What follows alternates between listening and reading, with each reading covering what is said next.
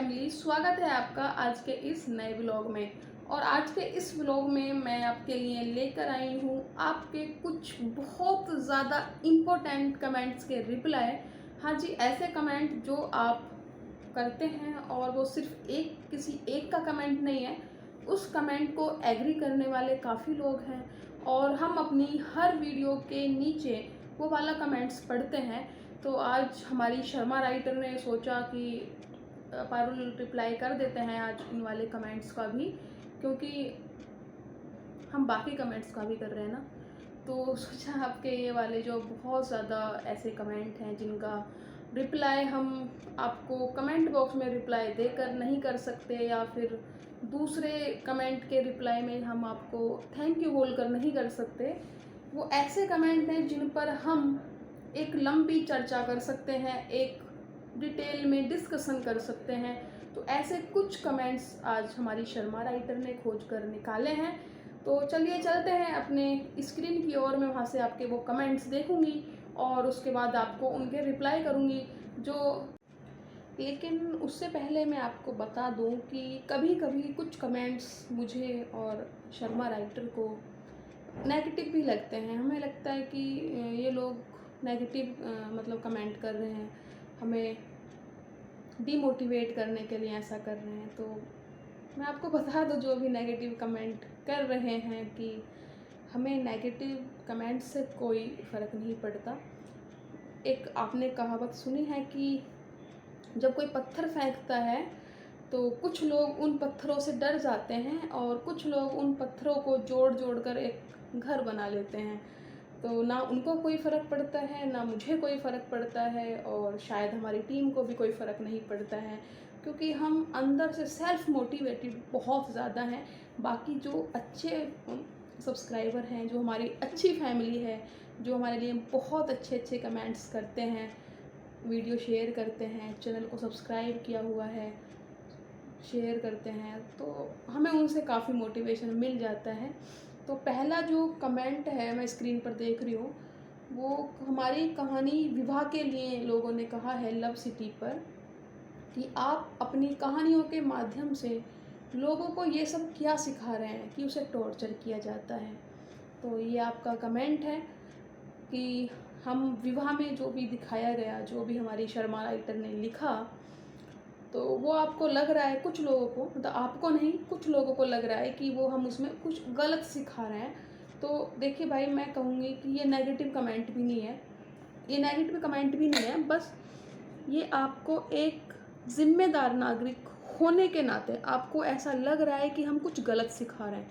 लेकिन हर पहलू के दो पक्ष होते हैं, तो ऐसे ही दूसरा पक्ष मैं आपके सामने इससे रिलेटेड रख रही हूँ कि हम ऐसा क्यों दिखा रहे हैं। मतलब पागल तो नहीं हैं हम, राइटर ही हैं दोनों, तो हम ऐसा क्यों दिखा। लेकिन उससे पहले जो लोग राइटर को नहीं जानते हैं, राइटर जो नहीं है, या जिनको नहीं पता कि एक राइटर का जीवन कैसा होता है, मैं उनको बता दूं कि अगर आप बाज़ार में जा रहे हैं, ठीक है, आप मार्केट जा रहे हैं और एक राइटर मार्केट जा रहा है, ठीक है, तो आप अगर किसी सब्ज़ी वाले के पास खड़े हैं तो आप उससे सब्ज़ी खरीदेंगे, मोल भाव करेंगे। लेकिन अगर राइटर मार्केट जा रहा है तो वो भी सब्ज़ी वाले के पास ऐसे ही जाएगा, लेकिन वो सब्ज़ी को मोल भाव हाँ कर सकता है, क्योंकि वो भी इंसान ही है, वो भी ये चीज़ करेगा। लेकिन उसके बाद वहाँ जो लोग उससे बहस कर रहे हैं, वहाँ जो उससे मोल भाव कर रहे हैं, वहाँ जो पास में दो पति पत्नी लड़ रहे हैं, कहीं दो जीएफ बीएफ लड़ रहे हैं, कोई आदमी, एक आदमी दूसरे आदमी को गाली दे रहा है, या सब्जी वाला दूसरे सब्जी वाले से कुछ कह रहा है, या दो लोग हंस रहे हैं, मतलब कोई भी ऐसी एक्टिविटी, तो उसको राइटर बहुत बारीकी से देखते हैं। ये उनका नेचर होता है, अंदर से नेचर होता है कि भगवान उनको ऐसा दे के भेजता है कि उनको हर समय ऐसी कहानियाँ आती हैं, ऐसे विचार आते हैं। वो उनका नज़रिया जो होता है सोसाइटी को देखने का एक अलग होता है। जैसे किसी के घर में घर के पास किसी का घर है और उसके घर के पास उस घर में डोमेस्टिक वायलेंस होता है, घरेलू हिंसा होती है, तो वो उसको छोड़ देंगे कह के कि इनकी बहू है, इनकी बेटी है, हमें क्या फ़र्क पड़ता है। लेकिन एक राइटर को इतना फ़र्क पड़ता है कि शायद मैं आपको बता भी नहीं सकती कि एक राइटर को उस चीज़ का कितना फ़र्क पड़ता है। वो सो नहीं पाता, जब वो मतलब मेल है फीमेल है, तो राइटर सो नहीं पाते। वो रातों को यही सोचते हैं कि इसे कैसे चेंज किया जाए, इसे कैसे बदला जाए, इसके लिए क्या किया जा सकता है। और मैं आज भी आपको बताऊँ तो मैं आज भी 3 बजे सुबह मतलब सोई हूँ। अब ऐसा नहीं कि मेरे पास कोई वायलेंस था, नहीं, बहुत सारी चीज़ें होती हैं जो हम देश में देखते हैं, विदेश में देखते हैं, इस दुनिया में देखते हैं। तो काफ़ी ज़्यादा सोचते हैं, बहुत डीपली सोचते हैं। तो हो सकता है कि वो डोमेस्टिक वायलेंस, वो टॉर्चर किसी ने नहीं देखा हो, तो हमने देखा है, उसे तभी लिखा जा रहा है। क्योंकि बिना देखे तो हम नहीं लिखेंगे ना हवा में कि मतलब एक काल्पनिक कहानी बना दी कि शर्मन ने सीता के साथ ऐसा ऐसा नहीं। हाँ, कहानी काल्पनिक है, लेकिन उसका जो मूल है, उसकी जो रूट है, वो इस समाज में होता है, तभी उसको लिखा गया है। क्योंकि बिना हुए तो नहीं लिखा जाएगा ना। अगर हाँ, हम कहानी में मॉल लिखते हैं, हम कहानी में हॉल लिखते हैं, हम कहानी में लिखते हैं कि कोई रेस्टोरेंट में जा रहा है, वहाँ पे खाना खा रहे हैं, ठीक है, ये हम लिख रहे हैं क्योंकि ये सारी चीज़ें हैं। तो हम टॉर्चर भी लिख रहे हैं क्योंकि टॉर्चर भी है। तो बस अब आपको देखना है, और इसका उद्देश्य सिर्फ इतना ही है कि शायद कुछ लोग कहानी के माध्यम से देखें, उस पेन को फ़ील कर पाएँ जो दर्द एक महिला को या एक पुरुष को, क्योंकि दर्द इंसान को होता है, तो दर्द किसी को भी हो सकता है। तो अगर उन दोनों में से किसी को भी कोई दर्द हो रहा है तो उसको हम महसूस कर पाएँ, और हम कोशिश करें कि ज़्यादा भी नहीं तो अपने आस-पास के समाज को हम ऐसा ना बनाएँ जहाँ इतना दर्द हो और सब खुश रहें। तो ऐसी कोशिश हमारी होनी चाहिए, और हम तो करते ही हैं। हर आदमी का अपना अलग-अलग योगदान होता है। जिन लोगों को नहीं पता कि जब राम सेतु का निर्माण किया जा रहा था, तो एक गिलहरी भी उसमें अपना योगदान दे रही थी।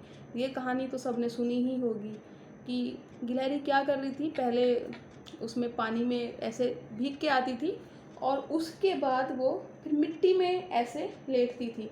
तो उसके शरीर पर जो थोड़ी बहुत मिट्टी लग जाती थी, फिर वो उसको लेके उसमें जाती थी समुद्र में, और फिर उसमें वो मिट्टी छुटा के आती थी। तो उससे ज़्यादा कुछ फ़र्क नहीं पड़ा, लेकिन उससे कुछ तो फ़र्क पड़ा होगा। तो जब राम सेतु बन गया, मतलब भगवान श्री राम लंका पहुँच गए, श्रीलंका पहुँच गए, तो हम भी कुछ ऐसी कोशिश कर रहे हैं कि हो सकता है हम इस समाज में बहुत बड़ा बदलाव नहीं ला पाएँ, लेकिन थोड़ा बहुत तो ला सकते हैं ना। कि अगर दूसरे का दर्द किसी दूसरे को महसूस होने लगे, तो हम इतना तो कर ही सकते हैं। तो हमारी कोशिश यही होती है, और ये हमारे लिए नेगेटिव कमेंट नहीं था, ये अच्छा कमेंट था। बस कुछ लोग इसलिए कर देते हैं क्योंकि वो इसके पीछे की सच्चाई नहीं जानते हैं। तो जो ऐसा कमेंट करते हैं, ये वीडियो अगर उन तक नहीं पहुँचे तो पहुँचाइए, और फिर चलते हैं हम अपने अगले कमेंट की ओर। क्या किसी अगर आपको लगता है कि आज भी सब ठीक है, अब तो महिलाएं बराबर आ गई हैं, हाँ ये ठीक है, महिलाएं बराबर आ गई हैं, लेकिन कैसे? अपनी जिद से। जिन महिलाओं ने जिद की वो बराबर आ पाई, लेकिन पूरी तरह वो बराबर नहीं आ पाई। अपनी जिम्मेदारियों से महिलाएं कभी नहीं भागती। वो बेशक पढ़ी लिखी हैं, घर का खर्च चला रही हैं, कमा रही हैं, सब कुछ कर रही हैं, लेकिन फिर भी लोग उन्हें कम ही समझते हैं। हाँ, हो सकता है कुछ महिलाएं भी क्रूर होती हैं जो पुरुषों को थोड़ा कम समझती हैं, लेकिन मैं और शर्मा राइटर इक्वलिटी में बिलीव करते हैं। महिला हमारे लिए जितनी है, उतना हमारे लिए पुरुष भी है, क्योंकि दोनों ही एक दूसरे को पूर्ण करते हैं। तो हम इक्वलिटी में बिलीव करते हैं। और हाँ, हम कमज़ोर महिलाएं दिखाते हैं वो, क्योंकि आसपास हमारे कमज़ोर महिलाएं हम देखते हैं। हम देखते हैं कि किसी ने एमएससी भी कर रखी है, किसी ने एमए कर रखी है, लेकिन वो अपने हस्बैंड की इजाज़त के बिना एक कदम घर से बाहर नहीं रख सकती। ये मैं अपनी आंखों से देख चुकी हूँ, और यही सच है। वो अपने हस्बैंड से पूछे बिना किसी को फ़ोन कॉल नहीं कर सकती। क्यों? वो पढ़ी लिखी है, कमाती है, फिर भी कर सकती है, लेकिन नहीं करती। क्यों?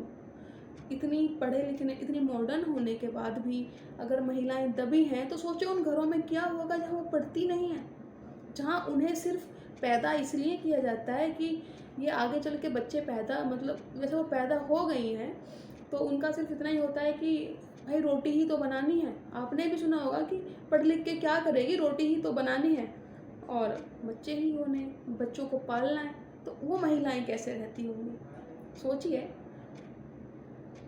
तो हम यहाँ से लिखते हैं महिलाएं कमज़ोर नहीं हैं, लेकिन उनको कमज़ोर बना के रखा जाता है। महिलाएं तो बहुत ताकतवर होती हैं, वो एक सृष्टि को चलाती हैं, किसी को जन्म देने की क्षमता महिला के अंदर होती है। तो महिलाएं कमज़ोर नहीं है, हर दुख को सह लेने की क्षमता महिला के अंदर होती है। सारे दुख सह के, सब कुछ सहन करके सब कुछ करती है यार, क्या कहूँ मैं, बाकी आप भी जानते हैं। तो चलते हैं अपने अगले कमेंट की ओर। और वो रो भी नहीं सकता, तो हम दर्द दोनों का ही दिखाते हैं। अब आप देखिए, और आगे आने वाली हमारी सभी कहानियों में दोनों के लिए ही बातें की जाएंगी।